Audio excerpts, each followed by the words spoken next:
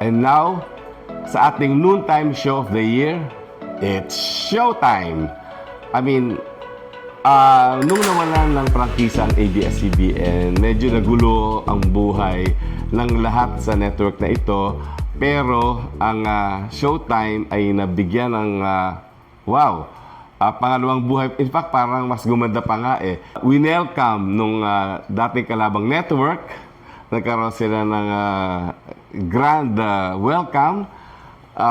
At ngayon, mas namamayagpag talaga ang It's Showtime. Well, of course, I mean, sikat pa rin naman Itbulaga. Kaya lang kasi, pag tinignan mo ang numbers, undeniably, number one talaga ang It's Showtime kasi nga nasa GMA ang kaisa-isa na lang talagang network na may buhay pa. Ang Channel 5 where Itbulaga is showing ay medyo mahina pa rin talaga ang signal.